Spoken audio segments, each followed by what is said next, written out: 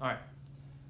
We are, first, remember what an inscribed polygon is. An inscribed polygon is a polygon that is inside of a circle. All the vertices are on the circle. They aren't just floating around in the circle somewhere, they are on the circle. It says find the perimeter of a regular pentagon that is inscribed in a circle with a radius of 4. So I'm going to draw a beautiful regular pentagon for you here. Ooh, not so great. There we go.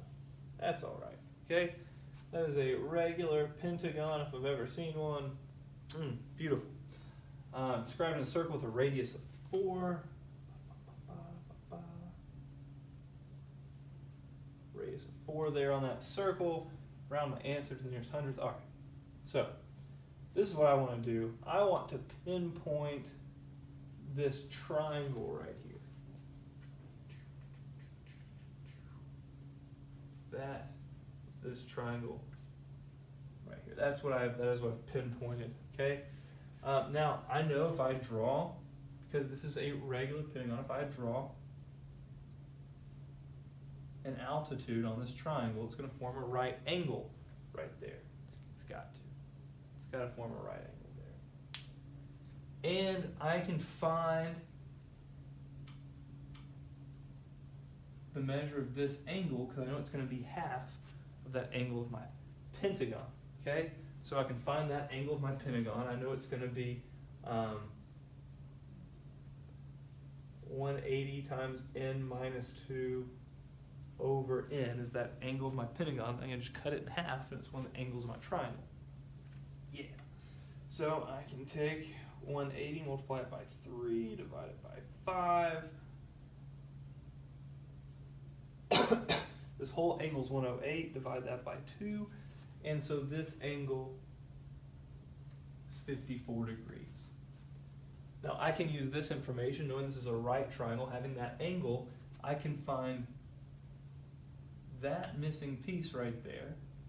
I can double it to find the side length of my pentagon, because there's x, then I can find the whole length, and then I can multiply it by 5 to find the perimeter of this entire pentagon. How do I find that? I can use my right triangle trick, baby. There we go.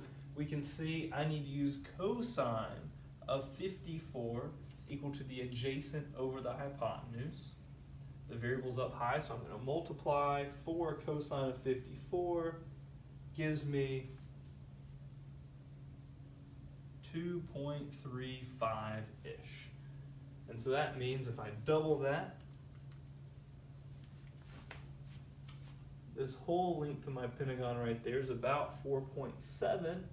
Multiply that times 5, and I get about 23 and a half. Round my answer to the nearest hundredth. When I use these values in my calculator, and I didn't really round this, I just kept doubling it and then multiplying it times 5, I get about 23.51 units. Didn't give me any units to work with. So there we go. Good stuff there. Great stuff. Remember, an inscribed circle is a circle that is tangent to each side of the polygon. The polygon is on the outside because the circle has been inscribed.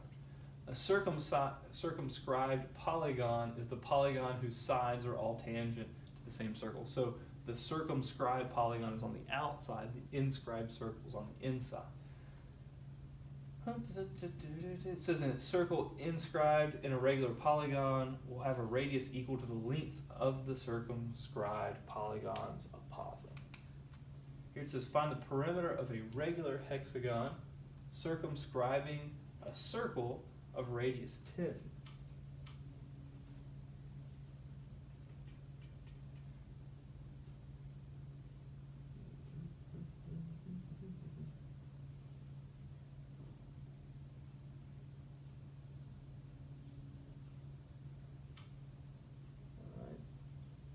Gonna have to believe here because I'm not best at drawing right there. That's it's circumscribed, okay? The hexagon has circumscribed the circle. The circle is inscribed. The circle has a radius of 10. There we go, which is the length, the apothem of this hexagon. Yeah. Okay, so we can find the side length there.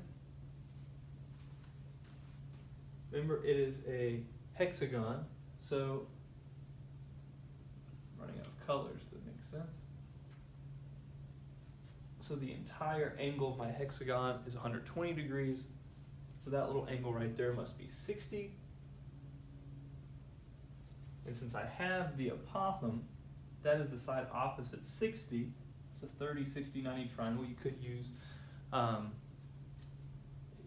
use trig right here, but we can really just remember 30, 60, 90 triangle rules.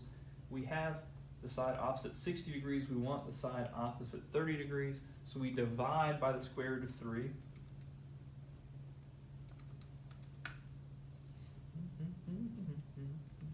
Which gives us about 5.77. I know I'm going to round at the end, that's why I didn't keep it exact. And that means this entire side length right here, double that 5.77, is about 11.55. Multiply that times 6 to get the perimeter of our hexagon. The perimeter of our hexagon is about 69.28. Well, we have units on here. What is this junk? 69.28 units. The perimeter is about that. We were rounding. Okay. Why can't we just use the same stuff? Whatever. All right. Find the area of a circumscribed square if the inscribed circle has a radius of 15 inches. Okay. So circumscribed square means the square is on the outside. A little bit easier to draw. Okay. The square has the circle has a radius of 15 inches. Well, if we want to find the area of that square, this isn't that crazy. Well, that would mean that this is 15 inches. That would mean that this whole side is 30, and this whole side is 30, and so that square must have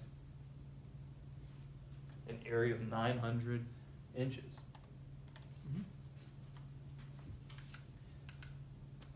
Finally, we're doing some baking. Tariq is baking bran muffins. He has a pan with square dimensions, and it is shown. Unfortunately, the paper muffin wrappers he bought are round. If the radius of each muffin wrapper is 4.5 centimeters, will it fit in the square hole with the dimensions shown? So we need to calculate this right there for Tariq to see to see if the radius will fit in that, because our square is circumscribing our circle there. Well, if I just isolate that triangle,